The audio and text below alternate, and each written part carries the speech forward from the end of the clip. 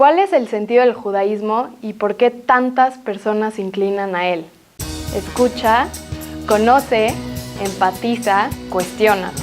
No juzgues al judaísmo por los judíos, júzgalo por ti mismo. Soy Lian Jafif Nahmias, bienvenidos a Historias de Reencuentro.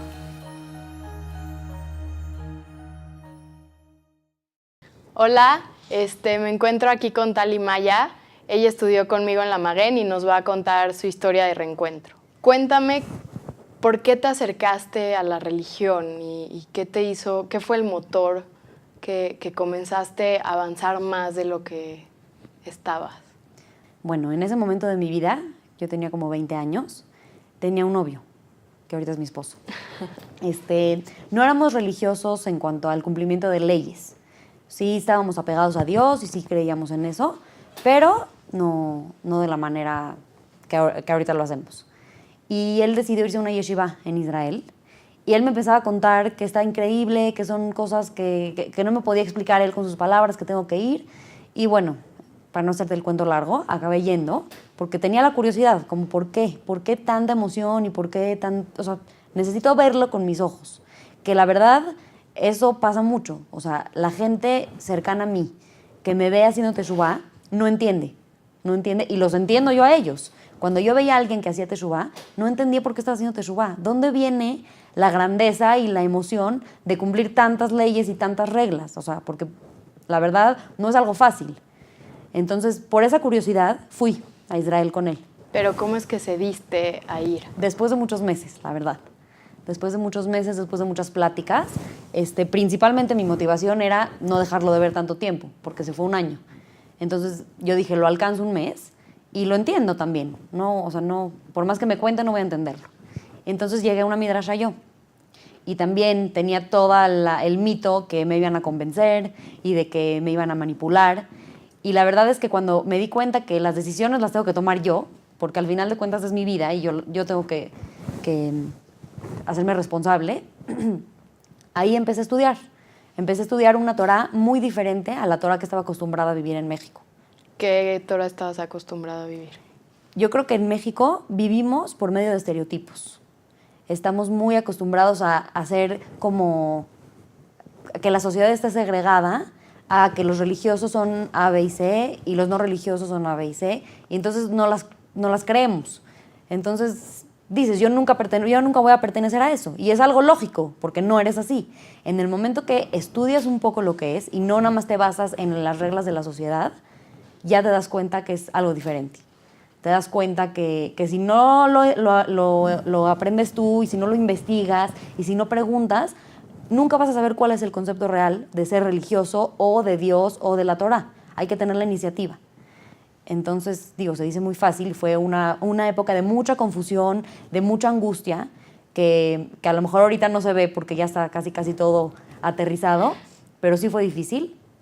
Y bueno, fui a eso, empecé a estudiar, empecé a entender lo que es la Torá, empecé a entender que la religión no son los religiosos, porque al final de cuentas no puedo juzgar a un religioso por lo que hace, porque es persona como yo. Entonces, si un religioso se equivoca, uno religioso también se equivoca. Entonces, no define eso al ser humano. Entonces, bueno, empecé a agarrar mi propio concepto de lo que es ser una persona religiosa y a construir mi persona desde cero, porque me topé con muchas cosas de mi vida que nunca las había enfrentado, porque siento que es una oportunidad para conocerte a ti mismo, más que el cumplimiento de mitzvot, como lo vemos superficialmente, que es nada más meterte a un estilo de reglas, es más una introspección. ¿Cómo qué, por ejemplo? Como por ejemplo, te empiezas a cuestionar cosas tan básicas que nunca te cuestionas. ¿Qué te gusta? ¿Por qué haces las cosas? ¿Por qué uso pantalón y uno falda? ¿Por qué hago Shabbat? ¿Por qué no soy kasher? Entonces, todas esas preguntas tienen que ver contigo nada más. Y nadie, ningún rabino y ninguna morá te lo puede contestar porque solo tú sabes. Entonces, ese es el enfrentamiento. Yo creo que la mayoría de la gente, lamentablemente, vivimos en piloto automático, haciendo las cosas porque así son. Ya, como estudio porque tengo que estudiar, trabajo porque tengo que trabajar, y nunca nos preguntamos si en verdad somos felices con eso. Si nos gusta, si a lo mejor queremos hacer otra cosa que no va con la sociedad, pero que es afín a mí. Entonces, esa es la cuestión. Yo creo que fue más como enfrentarme conmigo misma, conocerme y en base a eso ya tomar mis decisiones. Y bueno, así fue mi crecimiento. Empecé a tomar decisiones. ¿Qué mitzvot puedo cumplir ahorita que no me afecten? Algunas decisiones las tomé erróneas, porque tomé decisiones de cumplir mitzvot que a lo mejor no me hacían bien en ese momento, pero todo, o sea, yo creo que lo básico es darle seguimiento. Porque si decides meterte al mundo de Torah y del cumplimiento de mitzvot y ahí paras, no hay crecimiento. Hay que estar todo el tiempo analizando lo que haces, todo el tiempo viendo si me hace bien, si no me hace bien, si me está acercando a Dios o en verdad me está alejando de Dios. Entonces, gracias a Dios, con mucho esfuerzo y con mucha ayuda de Dios, pudimos darle esta continuidad, mi esposo y yo, de estar todo el tiempo cuestionándonos. Y pues seguimos creciendo hasta ahorita. No acabo mi teshuvá todavía. Claro. Y una pregunta, o sea, me imagino que estando allá, como que cambiaste todos estos estereotipos que tenías y demás. Y cuando regresas a México, ¿tienes algún objetivo de cambiar algo o de traer a la comunidad o algo así en específico? Híjole, yo creo que estando allá, estás fuera de tu realidad, fuera de tu sociedad, de la gente que te influye a tomar. O sea, yo creo que la mayoría de decisiones que tomamos en la vida, gran parte influye la gente, la opinión de la gente, y si voy a ver a esta me voy a poner esto, o si voy a ver a la otra persona voy a hablar de esta manera. No somos tan auténticos en una sociedad. Cuando estás fuera de esa sociedad, eres tan auténtico que la verdad es una de las cosas que sí quieres hacer, quieres cambiar el mundo. No nada más tu comunidad, quieres cambiar el mundo, o sea, como que te sientes con un poder de descubrir algo nuevo, de todas tus ideas nuevas, pero hay que tener mucho cuidado con eso, porque cuando tú estás fuera y quieres otra vez reincorporarte, ya no eres la misma. O sea, yo me fui a Israel y regresé a México y todo estaba igual menos yo. Entonces, automáticamente todo cambia. O sea, mi grupo de amigas era igual, pero yo lo veía diferente. Mi familia era la misma, pero yo ya lo veía diferente. Entonces, sí llegas a querer cambiar el mundo, pero yo recomendaría que no sea así. O sea, que básicamente te enfoques en ti y entiendas que eres una persona diferente, no porque te cambiaron, sino porque decidiste cambiar y porque la gente, estamos en constante cambio, igual, aunque no estés en Israel. Todo el tiempo lo que escuchas ya te hace cambiar una idea, lo que ves también ya te hace cambiar, perdón. Entonces, esa otra vez como acoplamiento fue muy difícil para mí. Lo que más agradezco fue el apoyo de mis papás, que si no lo hubiera tenido, se me hubiera hecho mucho más difícil. O sea, yo creo que si ahorita, no sé, si alguien me está escuchando que tiene un caso de alguien cercano que es religioso y que le está costando trabajo, yo le diría que lo entiendo 100%. A una persona muy cercana a mí, yo le dije que no la juzgo, o sea, porque ella estaba muy afectada. No la juzgo en lo absoluto en estar así, porque si yo cambio, pues nuestra relación va a cambiar también. Tengo ideas nuevas, tengo rutinas diferentes. Y entonces le diría a esta persona que lo entiendo, que sé que es un cambio muy difícil que alguien tan cercano a ti cambie, pero que es muy difícil lidiar con uno mismo. Y en el momento que una persona hace teshuvá, lo único que está haciendo es lidiar con uno mismo. Entonces, cuando te llega la prueba de tener que lidiar con alguien más, dejas de lidiar contigo mismo. Y toda tu teshuvá y todo tu crecimiento no se vuelve real y no se vuelve auténtico. Porque ya dejaste de luchar contigo y ya dejaste de autoconocerte y ya dejaste de analizar quién eres, sino que tu mente tiene que estar ocupada en el otro, que también es importante, pero en ese momento estamos tan confundidos que es muy difícil hacer las dos cosas al mismo tiempo. Entonces les recomendaría que platiquen con la persona, que también la otra persona, o sea, la persona que está haciendo teshuvá entienda esa parte, también es muy importante. Y bueno, que puedan llegar a un ambiente de paz, que es lo principal, que buscar el bien de todos. ¿Qué significa estar cerca de Dios sin esa referencia religiosa? Sí hay una manera de llegar a Dios sin cumplir mitzvot, porque cualquier persona que no cuide mitzvot te puede llegar a decir que él también está cerca de Dios, ¿no? Claro. Entonces, sí, yo creo que sí, puedes estar cerca de Dios, pero también por otra parte hay que entender que el creador del mundo y tu creador es Hashem. Entonces, Él te pide ciertas cosas y tenemos que confiar en Él porque pues, Él nos hizo. Es como, por ejemplo, si tú tienes un coche y tú dices, yo creo que el coche es mejor que le pongamos agua en vez de gasolina, porque es más barata, porque es más limpia y porque la puedo poner en donde yo quiera. No me voy a apurar. Entonces, tu criterio es algo lógico y es algo real. Pero llega el creador del coche y te dice, no, ponle gasolina, porque si le pones agua no va a caminar. No, pero el agua es más barata y es mejor. Sí, pero yo lo hice. O sea, yo hice el coche, confía en mí. Yo sé su funcionamiento, yo sé qué necesita porque yo lo hice. Entonces es lo mismo con Dios. Dios nos hizo, Dios nos creó, Dios sabe nuestras necesidades y Dios sabe cómo acercarnos, cómo es la mejor manera de acercarnos a Él. Entonces, retomando, sí te puedes acercar a Él en base a tus conceptos y en base a tu criterio, pero es mucho más llenador y mucho más satisfactorio hacerlo de la manera como Él te la pide, porque si lo logras, nada más hay que entender y hay que estudiar. Entonces, contándote una experiencia mía de cómo lo hice sin cumplir la Torah y las mitzvot, no la tenía tan presente, pero ahorita me vino a la mente. Una vez en mi escuela pasó algo muy, muy triste y la verdad fue una tragedia que se habló mucho, que los directores nos insistían que analicemos el tema y todo. Y en ese momento, como que no tuve otra salida más que pensar en Dios. Y dije, pero pues, ¿cómo me relaciono con Él? No, o sea, me sentía muy incómoda si hablaba con Dios. Pues la verdad es algo muy abstracto. Y entonces me puse a escribir.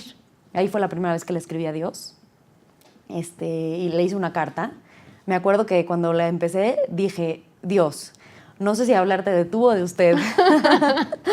En verdad no tenía el concepto de Dios arraigado en lo absoluto. O sea, sabía que era una fuerza superior y ya, nunca me lo cuestionaba, nunca nada.